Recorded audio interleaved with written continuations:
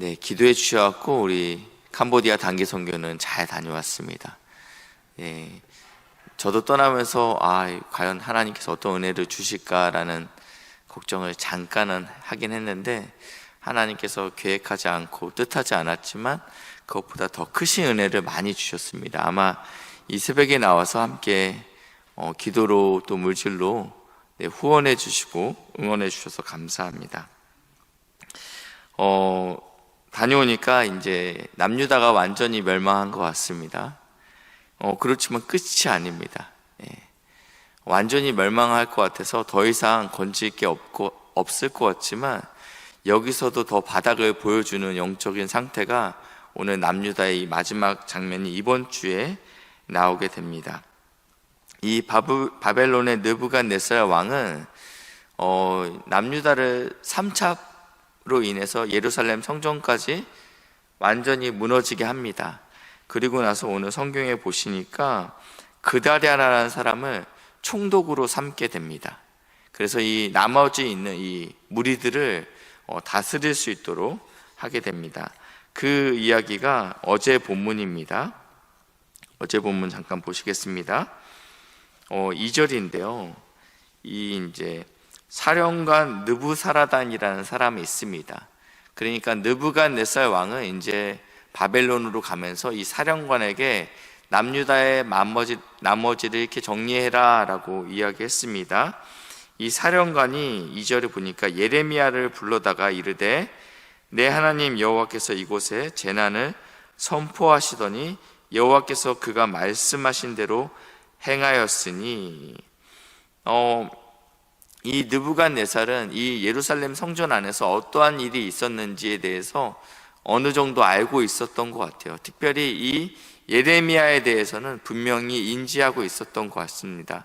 그래서 하나님의 사람이 예레미야를 선대해라 라고 이 지금 사령관에게 부탁했습니다. 그래서 뭐라고 이야기하냐면, 너가 성 안에 갇혀 있었지만 너의 사슬을 풀어주고 만약 너가 원한다면 바벨론에 오게 되면 우리가 극진한 대접을 하겠습니다. 또 그렇지 않고 네가 이 땅에 머문다 할지라도 당신은 이제 자유의 몸입니다 라고 이야기하고 있습니다. 그랬더니 예레미야가 어떠한 선택을 하냐면요, 6절인데요 40장 6절인데요 예레미야가 미스바로 가서, 예루살렘은 완전히 멸망했기 때문에 이제 새로운 이제 수도 같은 행정 도시겠죠. 미스바에 가서 지금 새롭게 총독으로 세워진 그다랴에게 나아가서 그와 남아있는 백성 가운데 함께 머물게 됐습니다. 그러면서 이제 이 그다랴가 새로운 총독이 됐는데, 그 남아있는 끌려가지 않은 사람들과 함께 있으면서 우리가 이제는 바벨론을 섬겨야 됩니다. 그래서 10절입니다. 보라, 나는 미스바에 살면서 우리에게로 오는 갈대아 사람을 섬기리니, 이 갈대아 군대, 갈대아 사람, 이게 바벨론을 의미하고 있습니다. 그래서 이들을 섬기겠습니다. 이 소식을 들었던 12절에 보실까요? 모든 유다 사람이 쫓겨났던 각처에서 돌아와 이 바벨론으로부터 남유다가 망하겠다라는 소문을 듣자 흩어졌던 유대인들이 있지 않습니까?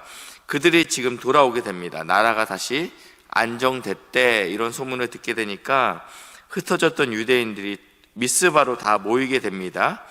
그리고 이 바벨론 왕이 그다랴를 총독으로 세웠대. 그러니까 이제 그의 명령에 따라서 다시 한번 남유다를 재건하겠다라는 마음들을 갖게 됩니다. 이러한 상황 가운데 오늘 보니까 본문 41장 1절에 일곱째 달에, 그러니까 이제 이 그다랴가 총독으로 올라간 지 2달이 됐습니다. 2달이 되고 일곱째 달에 왕의 종친, 이것은 다윗의 가문을 이야기하고 있습니다. 엘리사마의 손자요 느다냐의 아들로서 왕의 장관인 이스마엘이, 이 다윗의 후손 중에서 왕의 핏줄을 가진 이스마엘이라는 사람이 마찬가지로 도망갔다가 지금 이제 나라가 안정된다고 하니까 지금 돌아왔습니다. 네, 분명히 지금 이 바벨론의 왕에 의해서 총독이 된 자가 있지만 핏줄로는 자신이 왕이 돼야 될 사람인데 지금 자신의 부하였던 이 그다랴가 총독 행세를 하고 있는 것들이 못마땅했을 거라고 생각이 듭니다. 이 그다랴는요, 그의 할아버지는 사반입니다. 요시야 시대 때 하나님의 율법책을 성전에서 발견하게 됩니다. 무슨 소리냐면 없어졌다가 다시 찾게 됐다라는 것입니다. 그만큼 영적으로 어두웠던 시대였죠. 근데 이 요시야 시대 때 성전을 청소하다가 하나님의 율법책을 발견하게 되고 왕 앞에서 이 하나님의 율법책을 낭독했던 사람이 사반입니다. 그러니까 영적으로 굉장히 귀하고 존귀했던 가문입니다. 사반의 아들이 아이감인데요, 모든 사람이 예레미야를 죽이려고 했을 때 이 예레미야를 지키는 역할을 그의 아버지 아이감이 하게 됩니다. 그리고 이 아이감의 아들이 그다랴입니다. 그러니까 영적으로는 굉장히 하나님 편에 서서 하나님의 나라를 위해서 헌신하고 수고했던 가문이 이 그다랴 그의 가문이라는 것입니다.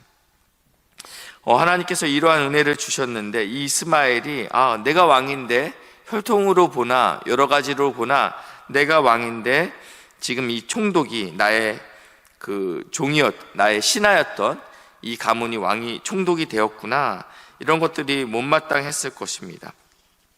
그래서 이 이스마엘과 몇 사람이 같이 오게 되냐면요, 10사람이 함께 미스바로 가서 이 그다랴의 앞에 이르러서 함께 떡을 먹었다라고 교제했다라고 표현하고 있는데요, 2절에 보시니까요, 이 이스마엘이 반란을 일으킵니다. 네, 반란을 일으킵니다. 근데 이 반란을 일으킬 때 여러 명이 일으켰던 것이 아니고 함께 했던 10명이 동조했다라는 것입니다. 그러니까 10명과 함께 반란을 일으킬 만큼 남유다의 상황은 굉장히 아슬아슬했다라는 것입니다. 수백 명이, 수천 명이 함께 일으킨 것이 아니고 10명 가지고도 나라를 뒤집을 수 있을 만큼 이 나라가 굉장히 연약했다라는 것입니다. 그러면서 바벨론의 왕이 그 땅을 위임했던 사반의 손자 아이감의 아들 그다랴를 칼로 쳐 죽였고, 이 총독만 죽인 것이 아니고 3절에 보시니까요, 이스마엘이 또 미스바에서 그다랴와 함께 있던 모든 유대 사람과 거기에 있는 갈대아 군사를 죽였더라.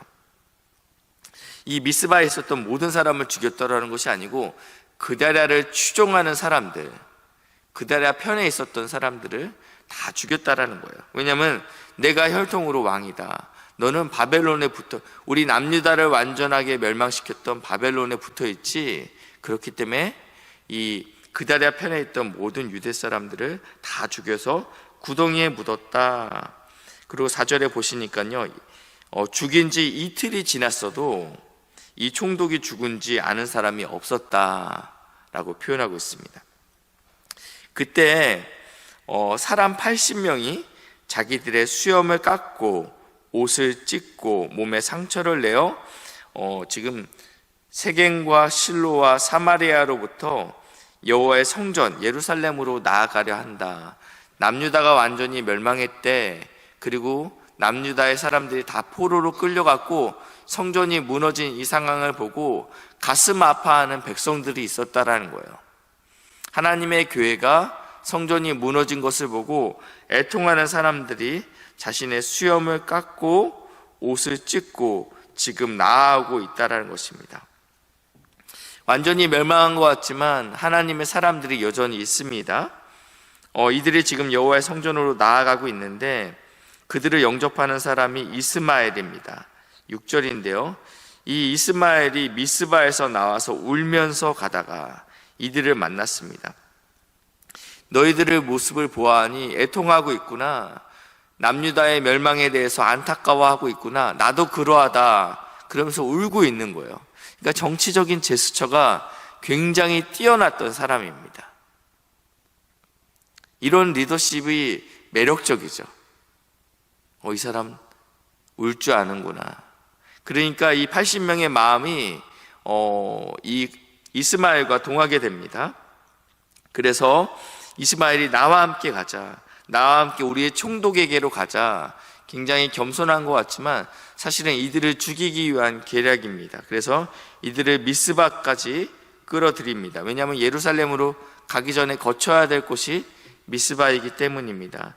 이곳에서 이들을 80명을 죽이기 시작합니다. 그 중에 10사람이 이렇게 이야기합니다. 8절입니다. 이 10사람이 우리에게 감춰둔 곡식이 있습니다. 우리를 죽이지 않는다면 우리가 이것을 당신에게 바치겠습니다. 그래서 죽이지 않게 됩니다. 이러한 이야기들이 계속적으로 나오고 있습니다. 이제 이들을 죽이고 나니까 이스마엘이 걱정이 되는 거예요. 왜냐하면 바벨론의 왕이 당신의 사람을 이곳에 심어놨는데 그 총독을 죽였다라는 것은 우리가 단지 이 그다랴를 죽인 게 아니고 바벨론에게 대해서 우리가 반항하겠다라는 의미입니다. 실제로 6년 후에 바벨론이 다시 침공하게 됩니다. 왜냐하면 자신이 세웠던 총독이 죽게 되니까요.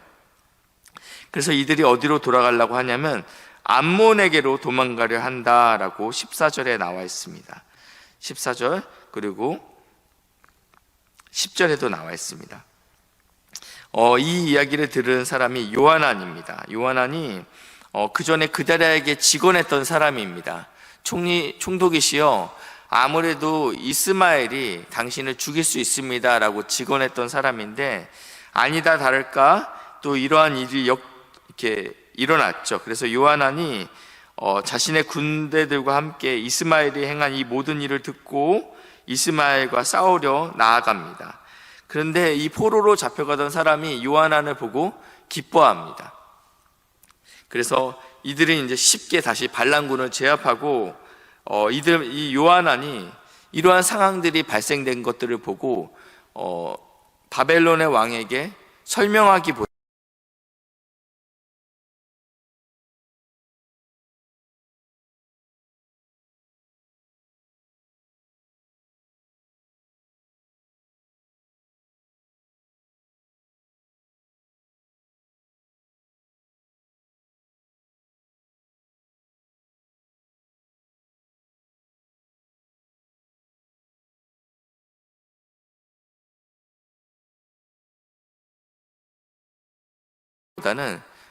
이미 물은 엎질러졌으니 우리가 애굽으로 도망가야 되겠다라는 이제 이야기를 하면서 이게 금요일까지 나옵니다. 이 이야기가 애굽으로 가는 이야기가 금요일까지 나와 있는데 사실은 남유다의 영적인 상태가 완전히 멸망한 것 같이 보이지만 사실은 그 밑바닥이 더 있다라고 이야기하고 있습니다.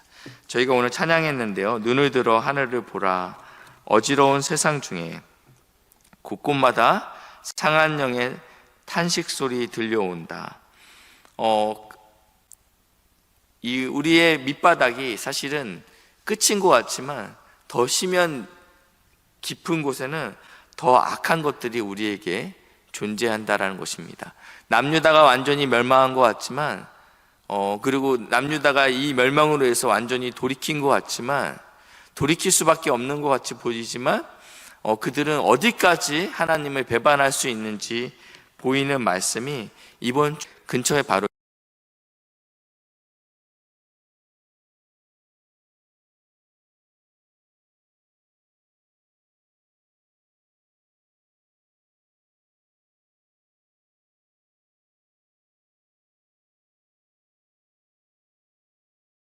이제 킬링스입니다. 한 지도자로 인해서 인구의 3분의 1이 처참하게 죽게 된 모습을 보게 됩니다. 인간이 얼마나 악한지 그리고 얼마나 소망이 없는지에 대해서 생각할 수 있는 시간이었습니다. 특별히 오늘 이 시간에 함께 기도해 주실 것들은 그럼에도 불구하고 우리 안에 하나님께서 성령을 약속하셨다 말씀하십니다. 특별히 말씀을 통하여서 변화될 수 있다라고 말씀하고 있습니다. 진행되는 우리 성경학교와 수련회를 통하여서 다음 세대들이 주의 말씀 안에서 회복하고 또 성장하는 은혜가 있을 수 있도록 함께 기도해 주시면 감사하겠습니다. 기도하시겠습니다. 사랑의 하나님 감사합니다. 우리 안에 소망이 없지만 주님께서 은혜 주시면 우리 안에 또 회복이 있는 줄 믿습니다. 남유다의 처참한 멸망 가운데 사람이 얼마나 악할 수 있는지 다시 한번 기억하게 하시니 감사합니다. 우리에게 허락하신 다음 세대들이 주의 말씀 안에서 잘 자라날 수 있도록 인도하시고 역사해 주시옵소서. 감사드리며 예수님의 이름으로 기도했습니다. 아멘.